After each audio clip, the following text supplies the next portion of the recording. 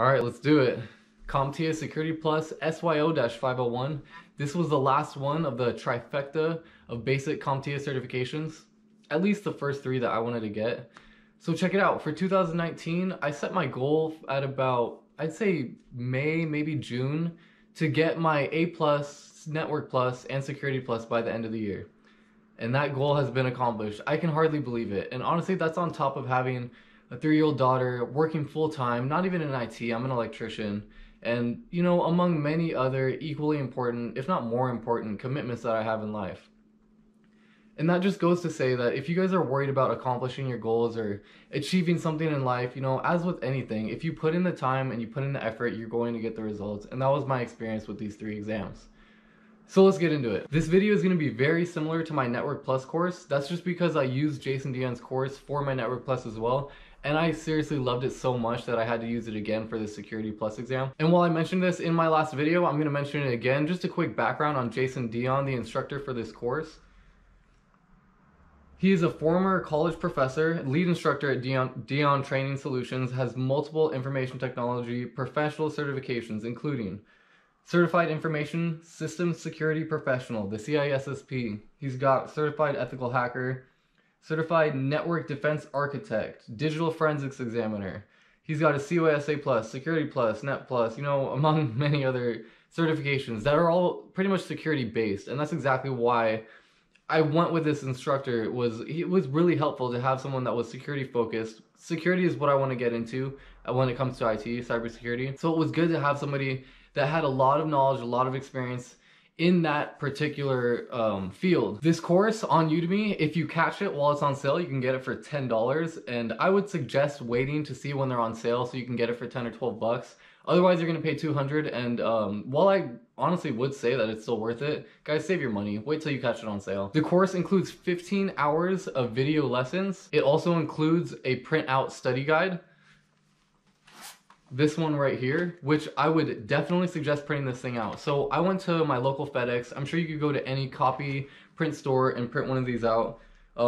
It's perfect so you can follow along in Jason's video courses while you're going along in this guide, you know, highlighting, taking notes on anything that you find important or anything that he mentions is going to be on the exam. At the end of the course, it also has a practice exam, and that practice exam includes the simulations of performance-based questions. So it's a lot like the actual exam that you'll be taking. And I just gotta put this out there. I see a lot of people posting that clickbait, how to pass my Security Plus in 2 weeks or less, 1 week, 4 weeks, whatever it may be. While I have nothing against that, I mean, for all I know, they're actually able to retain that information. In 2 weeks, they can get it all down, remember it, and be good to go. I just know that for me, 2 weeks is not enough time to retain and digest an entire course of information.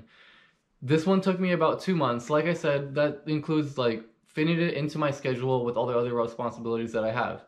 But I think it is a lot more important to get everything down, make sure that you're very knowledgeable of it and know it and that you're familiar with it and you're good with it, as opposed to just getting it in that short-term memory and then dumping it out on your exam. I mean, after all, what's the point in passing an exam, getting certified in it, if you're going to forget everything that you just learned right after the moment that you're certified anyway? So how exactly did I study for this course? Well, this thing right here is one of my saviors when it came to passing this exam. I would go through this as I was watching the video lessons. This is something that I would do at home. And so I could actually sit down, watch the lessons, get my highlighters ready, my pens ready, and you know, just go through, following along. As the videos went over each lesson, I would follow along in this guide, taking notes of anything that I found important or anything that Jason mentioned was important and that I actually needed to memorize.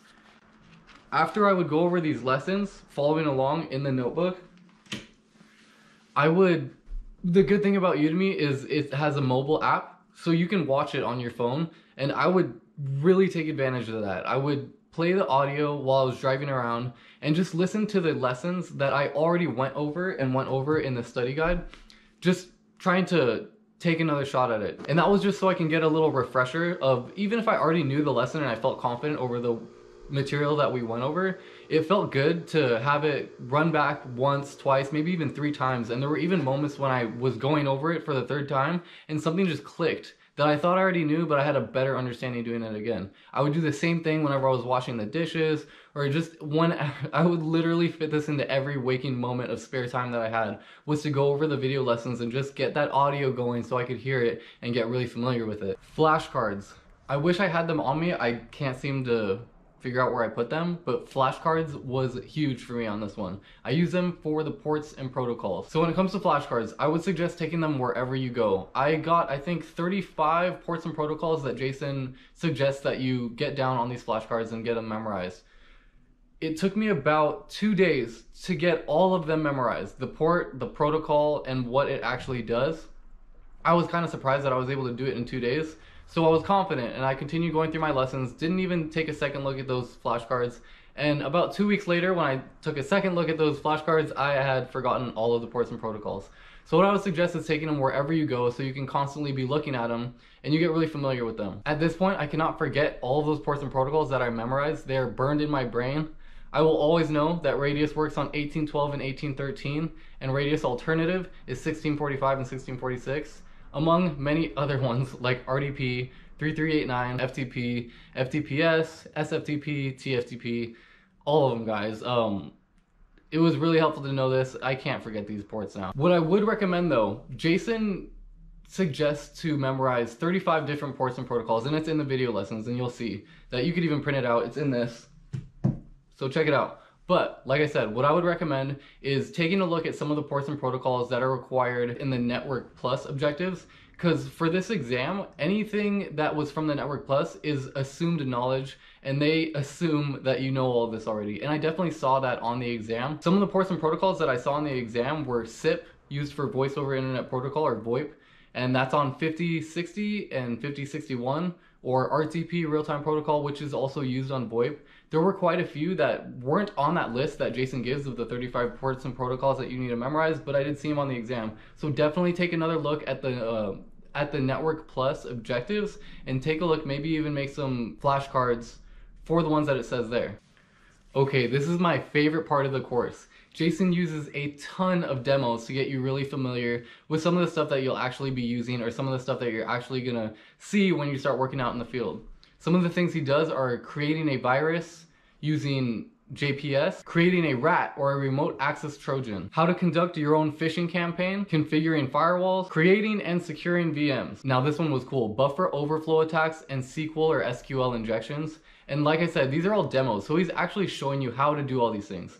So let's keep going. Creating a null session, an initialization vector attack on a WEP protected access point. That one's a lot of fun too. He even has a demo on lockpicking and suggests a kit that you can get, I think it was on Amazon, on picking locks. Nmap network scanning, how Nessus is used to conduct a vulnerability scan. He talks about John the Ripper and Cain and Abel, the password cracking tools, and actually shows you how to use John the Ripper in Kali Linux in order to find the root password. He goes over monitoring network connections using netstat, how steganography is used to hide data in a photograph. There's even a demo on how pretexting works as part of a larger social engineering campaign. And there's a lot more than just the ones that I mentioned. Those were just some of my favorite ones. But yes, while you go through the lessons, he has these demos. So all the stuff that you're learning, you can see it in action, how it works, and get familiar with it. I loved it. So I definitely recommend purchasing Jason Dion's practice exams and simulations. It's another course. Hopefully you can catch that one for 10 bucks too, or just buy them both at the same time. That one includes 6 practice exams. Each practice exam includes the simulations or performance-based questions. I really liked it because you can get through and get comfortable with taking an exam before you go in to take it for CompTIA, the official exam. And not only that, there were some questions and answers on there that I didn't see on the course itself, but I did see on the exam. So the more content that you get, the more comfortable you get with learning all the different stuff from the Security Plus objectives, the better you're going to be when you take the exam, the more confident you're going to be when you go in there. So exam day. For me, it was a little nerve-wracking, and for some reason, every time I take one of these exams, before I even get through it, I start to tell myself that I've already failed, and I get really discouraged. That's the last thing that you can do to yourselves, guys. You really got to stay focused and just keep getting through it. Remember that CompTIA uses and throws in a few irrelevant questions, or questions of a higher level of stuff that aren't even on the objectives in the exams, just to not necessarily throw you off, but they want to see where you stand. They want to see if you're using brain dumps, because some of those brain dumps will include these questions that you're not even supposed to learn in the first place. So if you're answering them correctly in the exam, They're gonna see that maybe you're using a brain dump. The problem for people that are actually studying and not using those brain dumps is you see them, you have no idea what they're talking about, and you start to get discouraged. And for me, it was like I would go through and I would miss a few of them, and then I would just tell myself, okay, well, it's only a couple, I still have enough to pass the exam. But once you get like 5 or 6, 8 or 9 questions straight in a row that you aren't confident with your answers, it's really hard to keep your morale up, but you got to keep moving forward. The process of elimination is your best friend on exam day. A lot of times there's at least one answer that you can absolutely guarantee, like, that can't be it.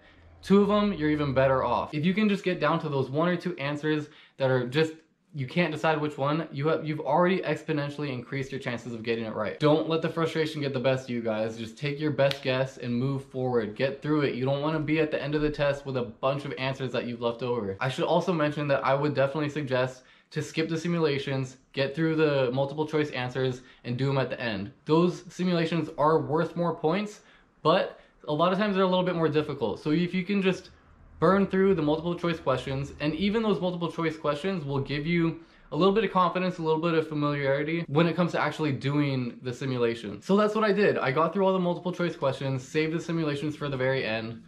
One of the simulations I was pretty confused on, but you know what, like I said, I just took my best guess. I only know what I know. I only studied what I studied. I can't do any better than the knowledge that I already have. So don't be so hard on yourself, guys. Just try your best. So how about for getting a job? What does the Security Plus do when it comes to HR or applying for places? Does the Security Plus really help your resume when you're trying to get a job? I personally can't answer that question because I don't have experience applying places with my certifications yet. My goal now that I've gotten these 3 certifications is to get my CCNA, and then I'm going to start applying places. Like I said earlier, I'm an electrician, so I'm going to be doing a career switch. So I wanted to be pretty prepared before I start jumping into a different career. I have already set a goal for myself. By June 2020, I want to be working at some sort of IT career, something related in this field, so I can start gaining actual hands-on experience with it. Once that goal is reached, I can guarantee you I will be posting a video for you guys of my journey, my experience, going through any tips, tricks that I feel you should know about when it comes to switching careers or just getting that first job in the IT field. I want to thank you guys for watching.